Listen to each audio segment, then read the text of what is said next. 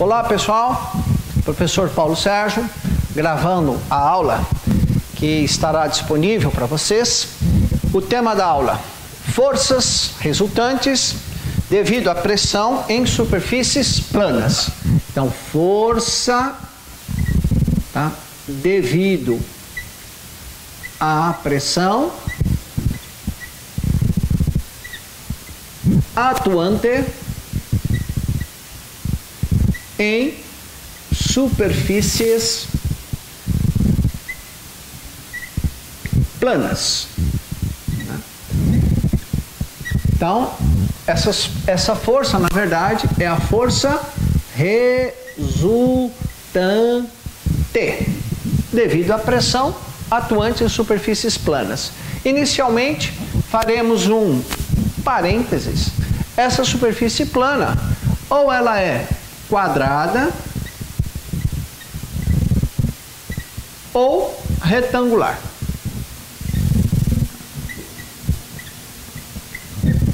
Inicialmente, teremos uma hipótese simplificadora. Depois dessa hipótese simplificadora ter sido entendida, compreendida, trabalhada, nós vamos tirar uma hipótese simplificadora. Então, a situação que nós estamos estudando é esta. Uma superfície, vamos dar um nome a essa superfície, AB. Essa superfície, ela tem duas dimensões. Uma é a dimensão L, chamada comprimento.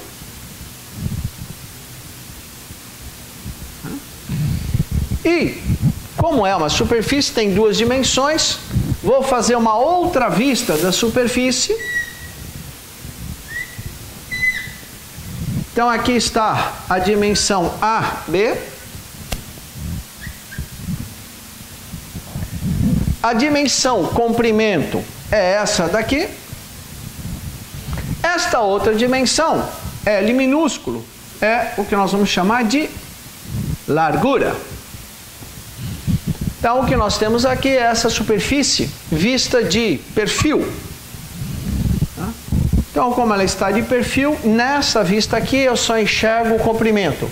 A largura, ela está aqui, saindo fora do plano da lousa. Bem, a ideia é a gente analisar essa situação. Aqui nós temos nível de fluido. Normalmente, água. Então, vamos colocar o fluido água aqui. E o que está acontecendo? O que nós sabemos. A pressão atuante aqui é muito pequena. Normalmente, aqui é a pressão atmosférica. E nós consideramos a pressão atmosférica zero. À medida que eu vou andando ao longo do comprimento dessa superfície, eu encontro pressões cada vez de maior valor, sendo que a máxima pressão está aqui. Então, aqui a pressão é um pouquinho maior, a pressão aqui é um pouco maior ainda, e eu tenho então uma distribuição de pressão, que é o chamado prisma de pressão. Bem, nós sabemos que força de pressão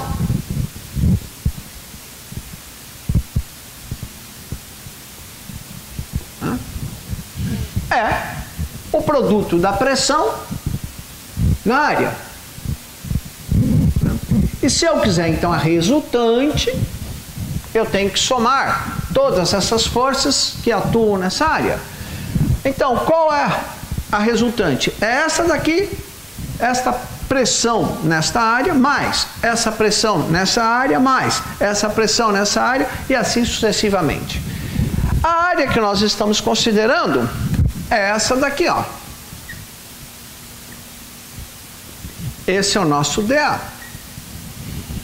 Por que esse é o nosso DA? Bem, ao longo dessa dimensão, a nossa largura, na verdade, é uma linha horizontal. Então, andando aqui, ao longo da largura, eu estou andando na horizontal. E se nós lembrarmos da lei de Stevin, o que o Stevin falou? Que pressão depende de gama H mais P0, onde P0 é a pressão na referência. E é esta pressão na referência que é, no caso, atmosférica, no caso, zero. Então, nós vamos trabalhar com a seguinte lei: P igual a gama H. Onde, o que seria esse H? A altura da coluna de fluido sobre a superfície. Então, a gente enxerga que o H varia. Aqui é um H0, portanto, a pressão zero. Aqui é um H um pouco maior e aqui o H é maior ainda. E a pressão, então, ela está aumentando ao longo dessa altura, tá?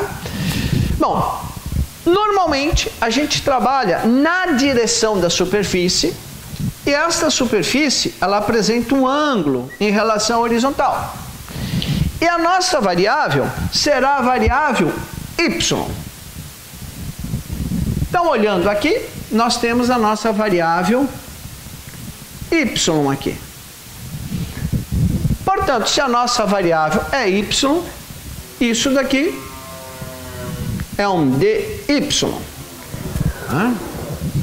Portanto, para nós chegarmos na força de pressão resultante, nós temos que fazer essa integral.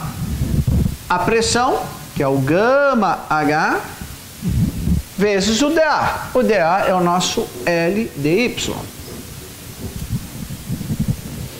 O gama é a propriedade chamada peso específico, que é um valor constante quando a gente fala em fluido incompressível.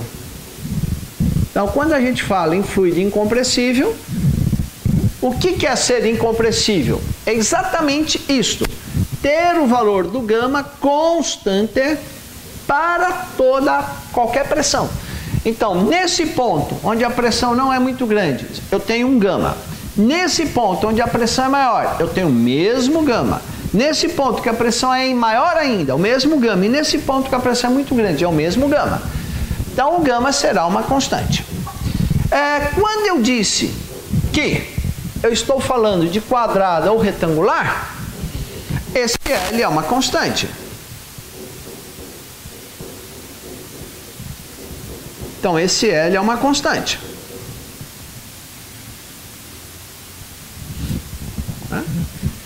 E a nossa variável y vai de 0 até L.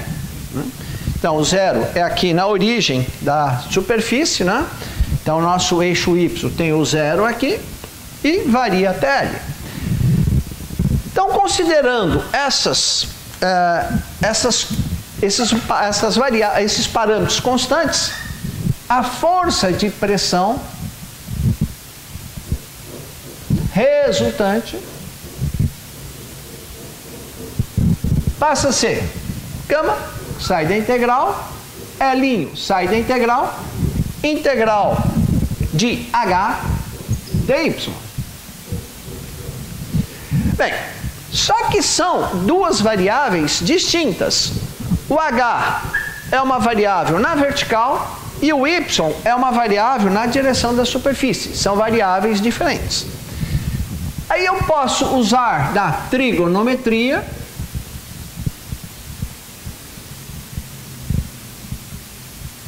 e, dentro do conceito de seno de θ, onde θ é esse ângulo, o cateto oposto é a hipotenusa, é a altura, quer dizer, e a hipotenusa é o y.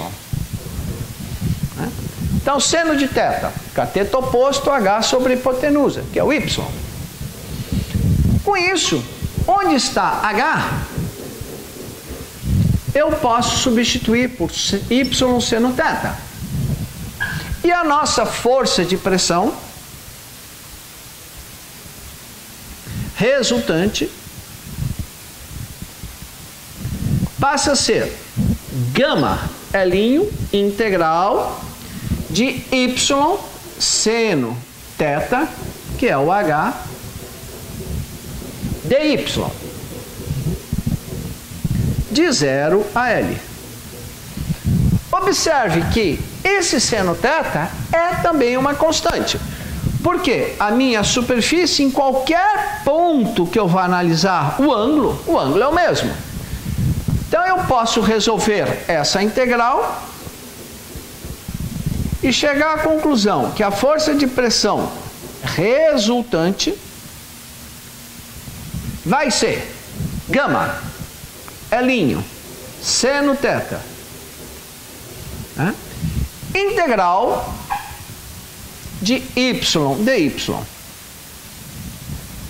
A integral de y dy de 0 a L vai resultar que a força de pressão resultante é gama L seno θ y dy dá y quadrado sobre 2, de 0 a L dá L quadrado sobre 2. Né? Então vejam, esta é a equação que vai permitir eu calcular a força de pressão. Vou melhorar aqui esse expoentezinho que não ficou muito bem, né? L quadrado. Né? Então essa equação é a equação que vai permitir eu calcular a força resultante devido à pressão com essas considerações. Ou seja, a superfície está submetida à pressão atmosférica, ela é uma superfície ou quadrada ou retangular. E aí nós chegamos nessa equação.